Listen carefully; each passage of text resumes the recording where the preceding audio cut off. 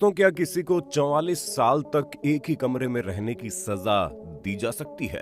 वो भी ऐसा कमरा जिसमें कोई दूसरा इंसान ना हो, किसी इंसान की आवाज तक सुनाई न दे, आप किसी को भी न देख पाओ। दोस्तों, आज हम आपको एक ऐसे इंसान के बारे में बताएंगे जिन्होंने 44 साल अकेले सिर्फ एक कमरे में बिताया और उन्होंने ऐसी जिंदगी बिताई। उस शख्स का नाम है अल्बर्ट वुडफ्रॉक्स, एक ऐसा इंसान जो दुनिया में सबसे ज्यादा अकेला रहा।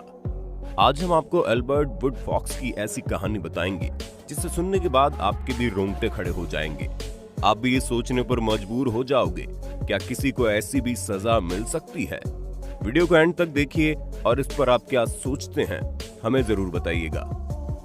दोस्तों, जरा सोचिए, क्या हो अगर आपको एक कमरे में 44 साल के लिए अकेले बंद कर दिया जाए, साथ ही उन 44 सालों में हर दिन आपको 23 घंटे अकेले बिताना पड़े, तो आपका क्या हाल होगा? ऐसी जगह जहां पर किसी इंसान तक की आवाज आपको सुनाई न दे, कोई रोशनी तक न आती हो, होंगे तो बस आप और आपके अंतरात्मा जो आपसे कहे कि अब और ऐसी जिल्लत की जिंदगी मत जी। दोस्तों, इसे बोलकर बयान कर पाना बड़ा मुश्किल है। दोस्तों, ऐसी सजा को एकांत कारावास की सजा बोलते हैं। आप खुद को मात्र 3 घंटे के लिए कमरे में बंद कर दो, जहां टीवी ना हो, फोन ना हो, रोशनी ना आती हो और आप अकेले हो। आप खुद समझ जाएंगे कितना मुश्किल होता है। आप सोच भी नहीं सकते इससे आपके दिल पर, दिमाग पर क्या असर पड़ सकता है।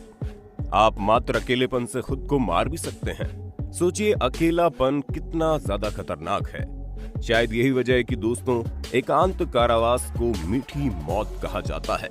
स्क्रीन पर जिस शख्स को आप देख रहे हैं, उसने अपनी आधे से ज्यादा जिंदगी एक बंद कमरे में बिताई। और सबसे हैरानी की बात तो ये है दोस्तों, जो सजा इसे सुनाई गई थी, इसके लिए ये जिम्मेदार भी नहीं था, क्योंकि उसने वो गलती भी नहीं की थी। जी हाँ, ये शख्स बेगुनाह है। इस बात को पता चलने में लगभग 44 साल का वक्त बीत गया। हैरान मत होना, क्योंकि आगे हम आपको ऐसी ऐसी चीजें बताने वाले हैं जिसको सुनने के बाद आपके पैरों तले जमीन खिसक जाएगी। अब ऐसे में आपके दिमाग में सवाल आना लाजमी है कि एक नॉर्मल जेल की सजा और एकांत कारावास में आखिर डिफरेंसेस क्या है। आपको बड़े आसान लफ्जों में समझाते हैं कि आखिर इन दोनों में फर्क क्या है। दोस्तों, एकांत कारावास की सजा उस इंसान को दी जाती है जिसके अंदर की स्ट्रेंथ को तोड़ना हो, ताकि वो अपनी गलती को मान ले। पर दोस्तों, अब सवाल ये कि आखिर एक बेगुनाह को ऐसी सजा क्यों? आखिर ऐसी कौन सी गलती हो गई थी जिसकी वजह से कानून ने इसके दिमाग से खेला? है ना बड़ा सवाल दोस्तों। अब इसको जानने के लिए चलते हैं थोड़ा पीछे, साल 1972 में। दोस्तों, ये वही साल था जिसमें अल्बर्ट के ऊपर एक जेल के अधिकारी को जान से मारने और उसकी हत्या का आरोप सिद्ध कर दिया गया था। पर इस घटना में वो अकेला नहीं था, बल्कि उसके 2 और लोग सहयोगी थे जो अल्बर्ट के दोस्त थे। अल्बर्ट के दोनों दोस्तों का नाम रॉबर्ट किंग और हरमन वेल्स था। साथ ही इन तीनों की जोड़ी को अंगोला 3 नाम दिया गया। अब सवाल ये कि दोस्तों, आखिर ये तीनों एक साथ जेल कैसे पहुंचे? आपको बता दें, इन तीनों ने मिलकर बहुत बड़ी चोरी को अंजाम दिया था, जिसके बाद कानून ने इन्हें 1 साल के लिए जेल की सजा सुनाई थी। और जब ये तीनों जेल में थे, तभी इन पर पुलिस वाले के मौत का आरोप भी लगाया गया।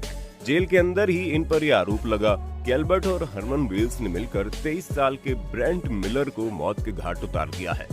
आपको बता दें, ब्रेंट मिलर उस जेल के गार्ड के रूप में तैनात था। आपको जानकर हैरानी होगी, ब्रेंट मिलर को अभी काम करते 1 साल का वक्त भी नहीं बीता था कि उसके ऊपर किसी ने 1-2 बार नहीं, बल्कि 38 बार चाकुओं से वार किया, जिसके बाद भला कौन ही जिंदा बचेगा। इस घटना के बाद जेल में मौजूद पुलिस वालों को इस बात का शक हुआ कि ये काम अल्बर्ट और हरमन वेल्स ने मिलकर किया है। पर यहाँ पर जेल के पुलिस से गलती हो गई। सिर्फ शक के बिना पर उन पर आरोप लगा दिया गया। आरोप तो छोड़िए, उन्हें कोर्ट भी ले गए और कोर्ट ने भी बिना कुछ देखे उन दोनों को एकांत कारावास की सजा सुना दी। दोस्तों, आपको बहुत हैरानी होगी, क्योंकि अभी भी अमेरिका में 80,000 से ज्यादा पुरुष, महिलाएं और बच्चे इस सजा को काटने पर मजबूर हैं। अल्बर्ट और हरमन वेल्स के लिए सबसे अच्छी बात ये थी कि ये दोनों उस वक्त किसी ब्लैक पैंथर पार्टी के मेंबर थे। इसी वजह से जैसे ही इन्हें सजा सुनाई गई, वैसे इस पार्टी ने हंगामा शुरू कर दिया। साथ ही ये बोलना भी शुरू कर दिया कि इन्हें बिना किसी जुर्म के ही सजा दी जा रही है। ब्लैक पैंथर पार्टी सबको ये बता रही थी कि जिस वक्त ब्रेंट मिलर को मौत के घाट उतारा गया, तो उस वक्त वो पहले से जेल में बंद थे। अगर वो जेल में बंद थे तो फिर इन्होंने हत्या कर दी कैसे?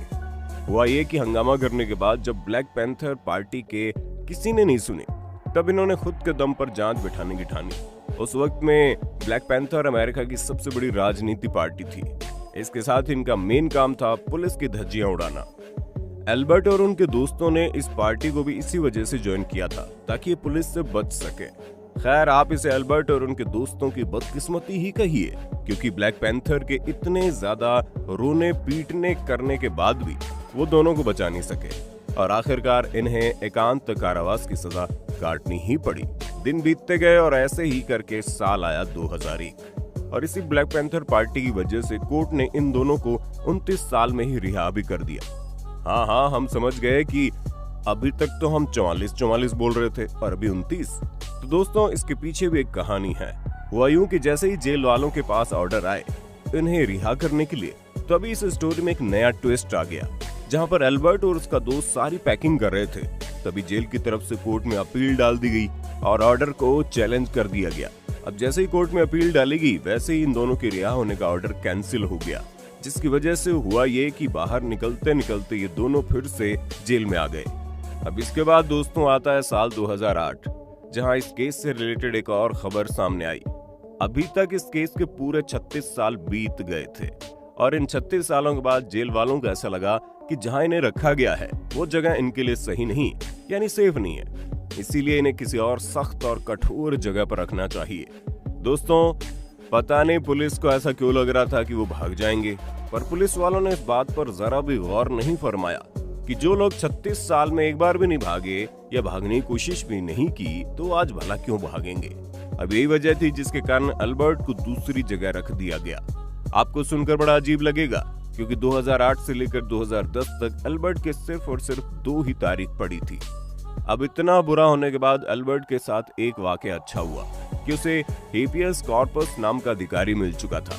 तो चलिए आपको थोड़ा बहुत हेपियस कॉर्पस के बारे में बता देते हैं।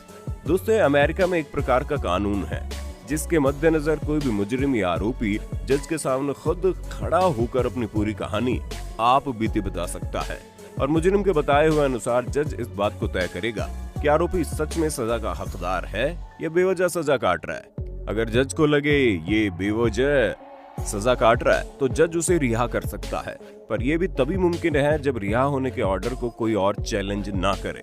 और एल्बर्ट के केस में तो जेल के अधिकारी ये मानने को तैयार ही नहीं थे कि एल्बर्ट ने ऐसा कुछ नहीं किया है। खैर, हेपियस कॉर्पस का फायदा एल्बर्ट ने लिया, पर हुआ भी कुछ ऐसा जो नॉर्मल सबने सोचा था। पुलिस ने इस ऑर्डर को चैलेंज कर दिया और फिर से दोबारा एल्बर्ट निकलते निकलते रह गया। वक्त आगे बढ़ता गया और फिर आया 2013 में फेडरल जस्टिस कोर्ट के जज ने एल्बर्ट के केस को देखा और उसे एल्बर्ट को उन्होंने अपने पास बुलाया। जाहिर सी बात है, एक आरोपी को जज बुलाए तो बात तो फैलनी थी।